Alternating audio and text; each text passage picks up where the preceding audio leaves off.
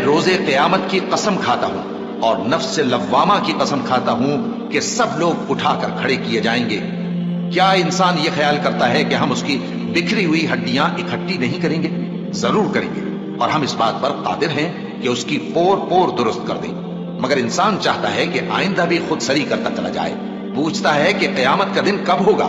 سو جب آنکھیں چندھیا جائیں اور چاند گہنا جائے اور سورج اور چاند جمع کر دیے جائیں، اس دن انسان کہے گا کہ کہاں ہے بھاگنے کی جگہ؟ کہیں نہیں، کوئی جائے پناہ نہیں۔ اس روز تمہارے پروردگار ہی کے پاس تمہیں جا ٹھہرنا ہے۔ اس دن انسان کو جو عمل اس نے آگے بھیجے اور جو پیچھے چھوڑے ہوں گے سب بتا دیے جائیں گے۔ بلکہ انسان آپ اپنا گواہ ہے، اگرچہ عذر و معذرت کرتا رہے۔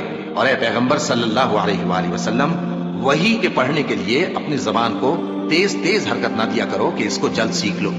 اس کا جمع کرنا اور پڑھانا ہمارے ذمے ہے۔ سو جب ہم اسے پڑھا کریں تو تم اس کو سنا کرو اور پھر اسی طرح پڑھا کرو۔ پھر اس کے معانی کا بیان بھی ہمارے ذمے ہے۔ مگر لوگو، تم دنیا کو دوست رکھتے ہو اور آخرت کو چھوڑے دیتے ہو۔ اس روز بعض چہرے رونق دار ہوں گے، اپنے پروردگار کی طرف نظر کیے ہوئے ہوں گے، اور بہت سے چہرے اس دن اداس ہوں گے، خیال کریں گے کہ ان کے ساتھ کمر توڑ معاملہ کیا جائے گا۔ ہاں، جب جان گلے تک پہنچ جائے اور لوگ کہنے لگیں اس وقت کون جھاڑ پھونک کرنے والا ہے، اور اس جاں بلب نے سمجھا کہ اب جدائی کا وقت ہے اور پنڈلی سے پنڈلی لپٹ جائے، اس دن تجھ کو اپنے پروردگار کی طرف کھینچے چلے چلنا ہے۔ پھر ایسے مغرور نے نہ تو پیغمبر صلی اللہ علیہ وآلہ وسلم کو سچا جانا اور نہ نماز پڑھی، لیکن جھٹلایا اور منہ پھیر لیا۔ پھر اپنے گھر والوں کے پاس اکڑتا ہوا چل دیا۔ خرابی ہے تیری، خرابی پر خرابی ہے، پھر خرابی ہے تیری، خرابی پر خرابی ہے۔ کیا انسان یہ خیال کرتا ہے کہ اسے یوں ہی چھوڑ دیا جائے گا؟ کیا وہ منی کا جو ٹپکائی جاتی ہے ایک قطرہ نہ تھا؟